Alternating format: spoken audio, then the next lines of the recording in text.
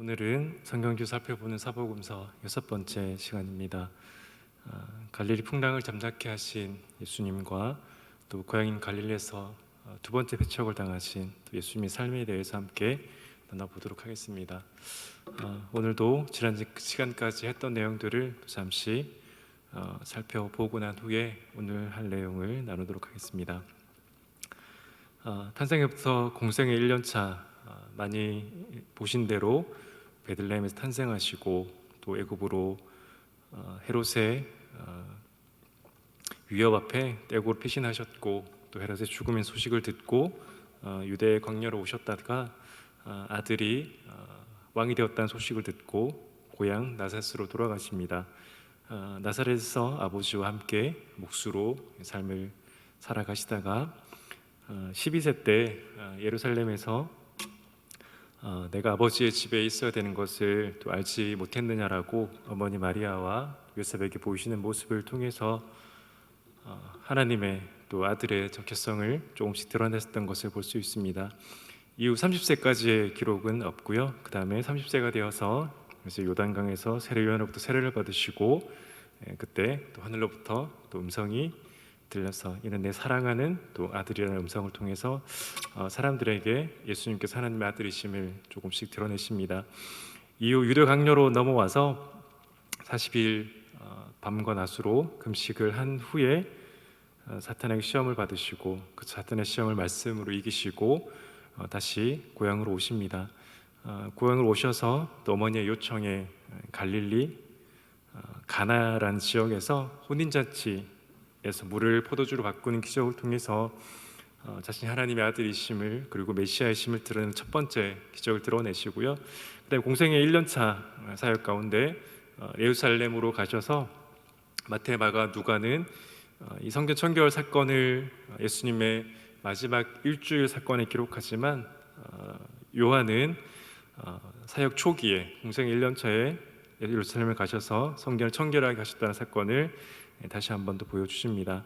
우리가 잘 알고 있는 니고데모를 만나서 거듭남의 비밀을 말씀하시고 다시 고향으로 돌아가실 때 요단을 건너서 갈릴리로 가시는 것이 아니라 또 사마리아 지역을 통과하셔서 수가성 여인을 만나 복음을 전하시고 그 지역에서 머무르시면서 자신이 또 메시아이심을 드러내십니다.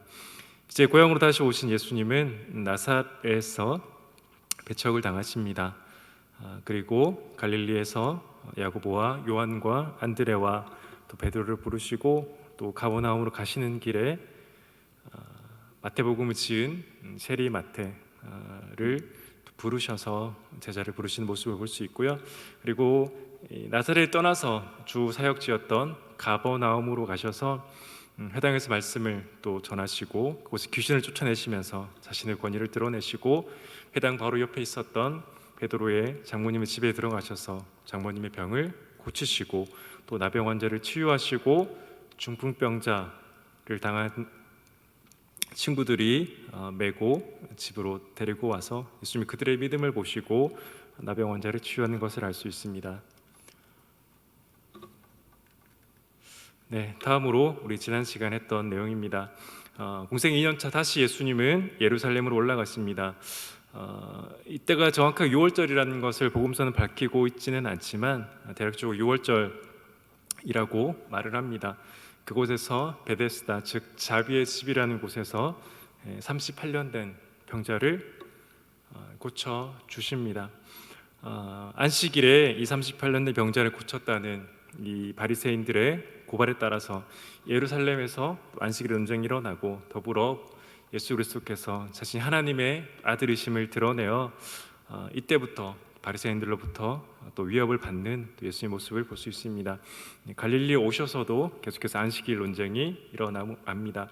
그리고 갈릴리로 오셔서 우리가 잘 알고 있는 팔복산 산상순을 전하신 곳에서 제자들과 무리들에게 말씀을 전하셨고요. 지난번에 말씀드린 것처럼 산 중턱에 앉으셔서 사람들을 가르치셨습니다. 당시 마이크가 없었지만 북서쪽에서 불어오는 그 바람을 타고 예수님의 음성이 무리와 제자들에게 분명하게 들려졌을 것을 지난 시간에 나누었습니다. 그리고 이 팔복산에서 보였던 디베라 지역의 초롱불, 그리고 어부들이 사용했던 소금 등, 그리고 여러 가지 자연 환경을 통해 또 비유로 말씀하시는 예수의 모습을 볼 수 있고요. 그리고 12명의 또 나머지 제자들을 부르시는 모습을 봅니다. 그리고 가버나움으로 가셔서 백부장이 화인의 병을 또 낫게 해달라고 간구를 하고 이 백부장의 믿음을 칭찬하는 모습을 보여주고요. 그리고 이 가버나움에서 이 나인이라는 지역으로 갔습니다. 지난번에 말씀드린 것처럼 모래산 양쪽에 있었던 수넴과 나인성에서, 이 수넴에서는 구약 성경에 죽은 또 가부의 아들을 살리시는 사건이 일어났고요. 또 나인성에서도 예수님께서 죽은 과부의 아들을 살리시는 사건, 수넴성은 또 엘리사가 살렸고 이 나인성은 예수님께 살리신 사건을 통해 말씀드린 것처럼 구약과 신약의 사건들이 계속해서 대비되어 일어나는 것을 볼 수 있습니다. 네, 오늘은 공생의 2년차 네 가지를 나눌 텐데요. 지도를 보시면 이 빨간 줄로 표시되어 있는 것처럼 가버나움에서 또 거라사, 데가볼리 지역으로 가는 길에 이 갈릴리 바다를 풍랑을 잠잠케 하시는 예수님의 모습이 나오시고요. 또 거라사 지역에서 또 군대 귀신을 쫓아내십니다. 다시 가버나움으로 돌아오셔서 배를 타고 돌아오셔서 해당장 야이로 요청에 따라 야이로의 딸을 또 살리시러 가는 예수님의 모습, 그리고 이 가버나움에서 왼쪽에 이 빨간 표시로 되어 있는 것처럼 고향 나사렛으로 돌아가십니다. 이곳에서 두 번째 배척을 당하시고 지난 시간에 불렀던 12명의 제자를 파송하는 것을 볼 수 있습니다. 네, 첫 번째, 갈릴리 바다의 풍랑을 잠잠케 하시는 예수님입니다. 마태복음 4장 35절을 보면 그날 저물 때에 제자들에게 이르시되 우리가 저편으로 건너가자라고 말씀하십니다. 출발 지역은 가버나움이란 지역이고요. 지난 시간에 말씀드렸던 여러 가지 병자들을 고쳤던 지역이, 그리고 사복음서의 주로 이 갈릴리 지역에서 예수님이 활동하신 곳이 이 가버나움이란 지역입니다. 이곳에서 건너편 데가볼리라는 지역의 거라사라는 지역입니다. 이 데가볼리는 데가가 10개라는 뜻이고요. 볼리는 폴리스에서 온 10개의 도시, 10개의 도시가 있는 큰 도시가 있는 지역을 말합니다. 이곳은 주로 이방인들이 살았고요. 그리고 여러 유대인과 이방인들이 섞여 있는 그런 혼합 문화가 존재했던 곳입니다. 이곳을 가기 위해서 예수님께서 제자들과 배를 타고 건너편으로 가시는 것을 볼 수 있습니다. 사진에 보이는 것이 2000년 전에 예수님과 제자들이 탔던 배라고 추정이 됩니다. 그렇게 크지 않았던 배고요. 양쪽에서 제자들이 노를 젓고 주님이 가운데 있으면서 또 가셨던 것을 알 수 있습니다. 예수님께서 제자들과 함께 이 배를 타고 가실 때 오시경, 당시 시간으로 11시경으로 추정합니다. 마태복음 8장 23절 24절을 보시면 배에 오르심에 제자들이 따랐더니 바다에 큰 놀이 일어나 배가 물결에 덮이게 되었으니 예수께서는 주무시는지라. 당시 그 시간에 갈릴리 바다에는 물결이 치는 시간이었다고 합니다. 즉 다시 말하면 그 시간에 물결이 칠 것을 알고 있음에도 불구하고 예수님과 제자들은 갈릴리 바다를 건너서 데가볼리 지역으로 가는 것을 알 수 있습니다. 그렇다면 예수님께서 왜 그 시간에 제자들과 함께 그 지역 데가볼리 지역으로 지나갔을까요? 다른 시간에도 갈 수 있었지만 주님께서 이 시간으로 가게 하신 이유는 우리가 정확하게 알 수는 없지만 예수님께서 갈릴리 바다를 잠잠케 하시는 이 사건을 통해 제자들이 예수님이 누구신가를 또 깨닫게 하기 위해서일 거라고 생각이 됩니다. 마가복음 4장 39절 예수께서 깨어 이르시되 바람을 꾸짖으시며 바다도 이르시되 잠잠하라 고요하라 하시니 바람이 그치고 아주 잔잔하여지더라. 복음서에 나타나는 사건들은 계속 예수가 누구신지를 드러냅니다. 여전히 제자들은 깨닫지 못하지만 주님이 이 바람과 바다를 잠잠케 하는 사건을 통해 주님을 두려워하고 그분이 누구신지를 계속해서 의문을 가지고 주님 앞으로 나가는 이 제자들의 모습을 볼 수 있습니다. 그리고 주님과 함께 이 풍랑 가운데 들어가는 사건을 통해 주님과 함께 쉴 때에도 그들이 또 어려움을 겪는 그들을 볼 수 있고요. 그럼에도 주님과 함께 해야 되는 이유는 주님과 함께 하실 때 주님께서 바다를 잠잠케 하실 능력을 가지고 계실 뿐만 아니라 그들이 주님 의지할 수 있는 또 믿음을 보여주기 때문입니다. 그래서 예수님과 제자들이 탄 그 풍랑이 있는 시간을 지나가고 그 가운데 주님께서 바다를 잠잠케 하는 사건을 통해 주님이 누구신가에 대한 두려움을 가지게 되었던 제자들, 이 배에 내려서 거라사라는 지역으로 갑니다. 말씀드린 것처럼 이 거라사는 데가볼리라는 지역에 속했던 곳으로 여러 가지 문화들이 혼합된 지역입니다. 유대인들은 돼지를 기르지 않았습니다. 근데 여기에는 돼지가 나온 것을 통해서도 이곳에서 혼합 문화, 즉 헬라 지역의 문화가 있었던 것을 알 수 있습니다.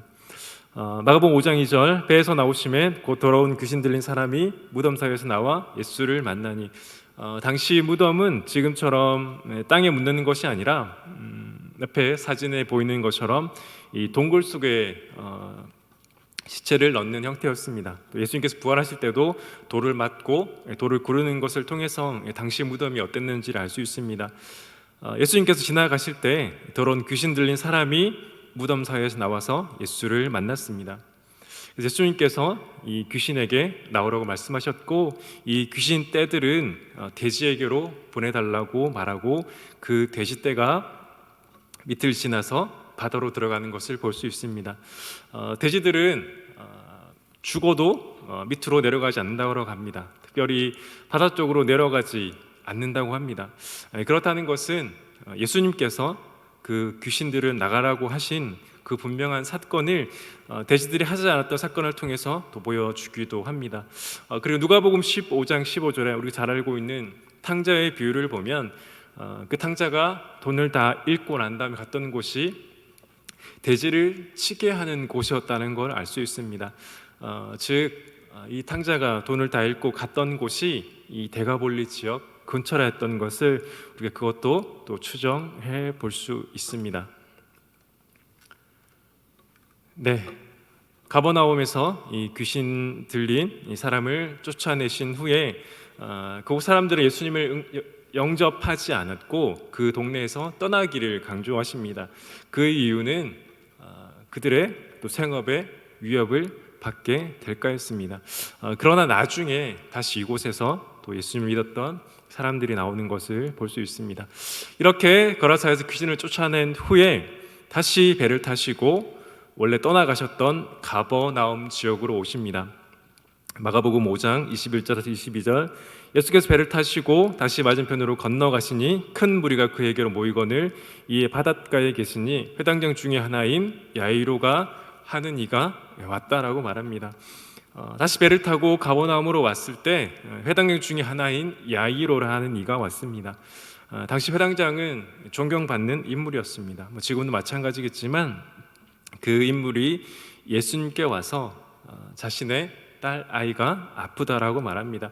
그래서 예수님이 회당장의 요청을 듣고 이 회당장을 따라서 가게 됩니다. 그러나 가는 중에 우리가 알고 있는 것처럼 혈류병 걸린 여인이 예수님을 따라왔고 예수님의 뒤에 옷에만 손을 대어도 또 구원을 받는다라는 믿음으로 예수님께 손을 대었습니다. 하지만 사실은 이 혈류병 걸린 여인은 부정한 상태였기 때문에 다른 사람과 접촉을 하면 안 되었습니다. 그리고 부정한 사람을 접촉받은 사람도 부정하게 되는 것이 맞았습니다.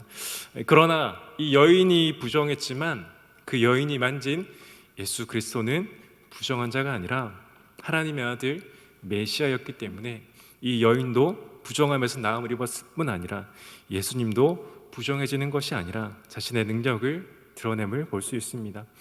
이렇게 이 가버나움 지역에서 이 야이로의 딸을 치유하게 가는 도중에 예수님은 자신을 접촉한, 자신을 만진 이 부정한 여인으로부터 부정하게 되는 것이 아니라 도리어 정결케 되는 사건을 일으키신 중에 이 야이로의 딸이 목숨을 거뒀다는 소식을 듣게 됩니다. 그러나 주님은 두려워하지 말라고 말씀하시고 이 야이로의 집으로 가셔서 그 아이의 손을 잡고 이르셔서 또 살리시는 사건을 볼 수 있습니다. 이 가버나움에서 야이로의 딸과 이 혈루병 걸린 여인을 이 고치시는 사건을 통해 우리가 알 수 있는 것이 뭐냐면, 주님을 만나면, 주님과 접촉하면 회복이 일어난다는 말입니다. 이 혈루병 걸린 여인, 부정한 여인이 만진 자는 부정하게 되어야 되지만 주님을 만나면 주님이 부정하게 되는 것이 아니라 이 혈루병 걸린 여인이 정결케 되고 또 죽었던 야이로의 딸이 살아나는 그런 역사를 볼 수 있습니다.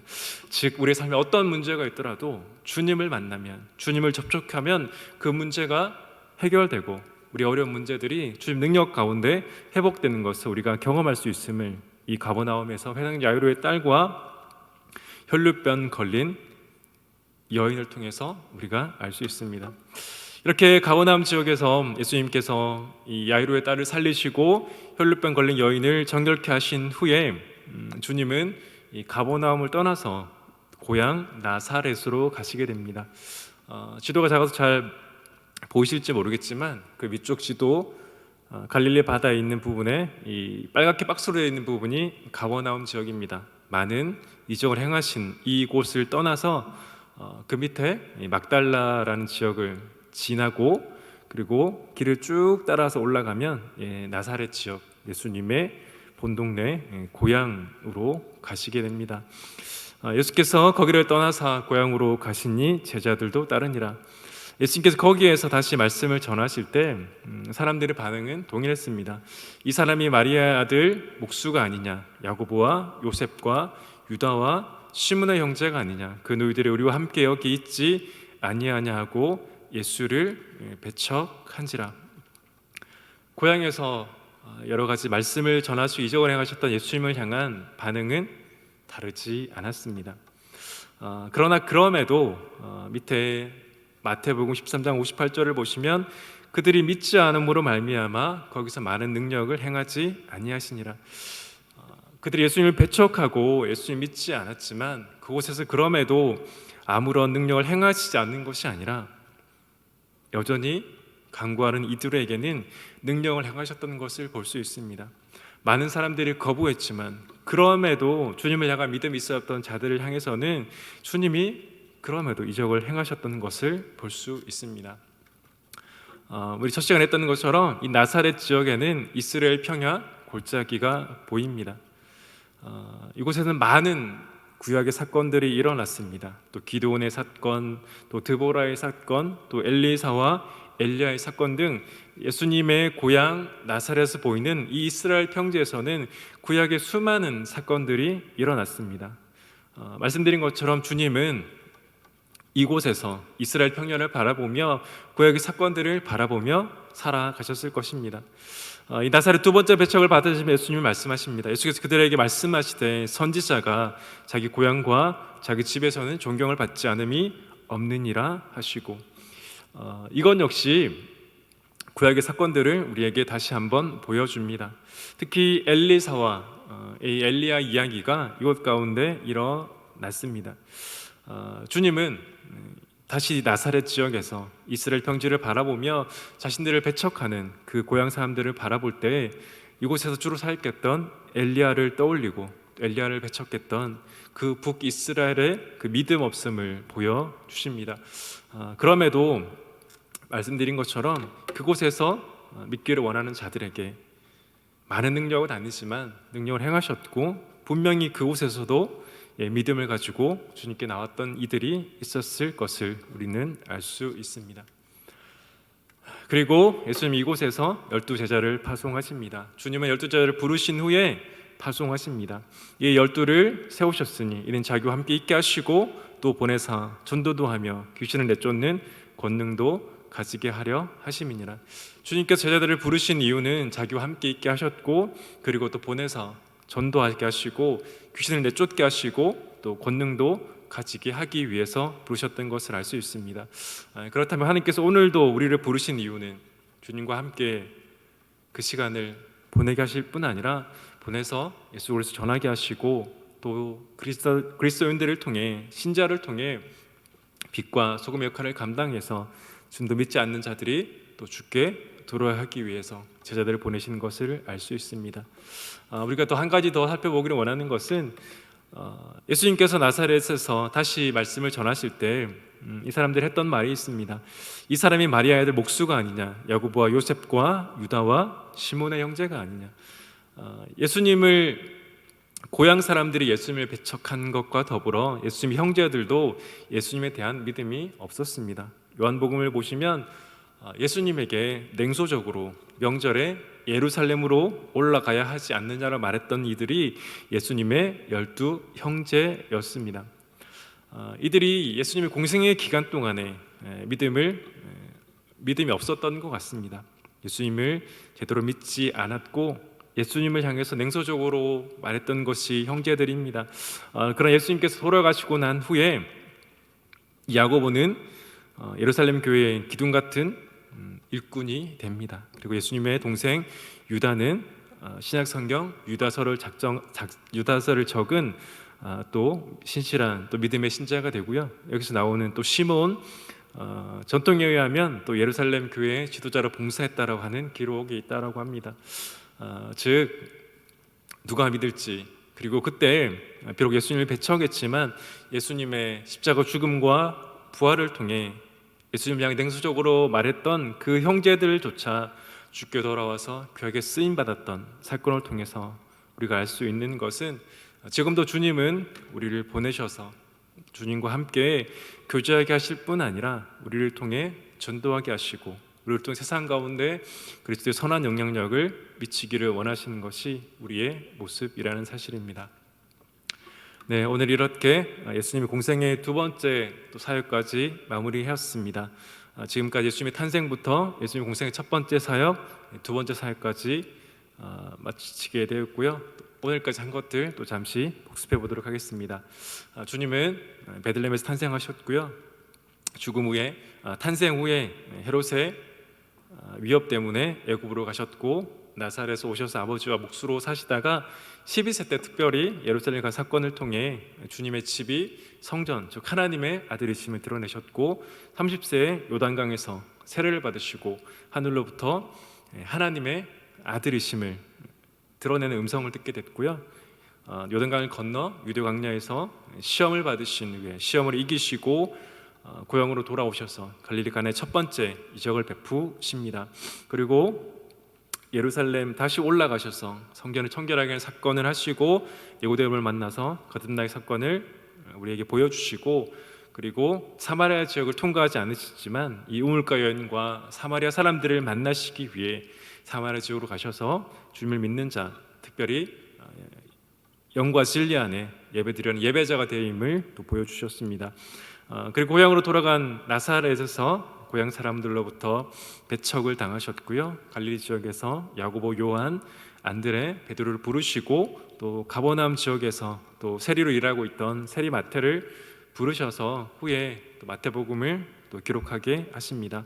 그리고 가버나움 지역에서 베드로 장모의 병을 고치시고 또 귀신을 내쫓고 나병 환자와 중풍병자를 고쳤습니다.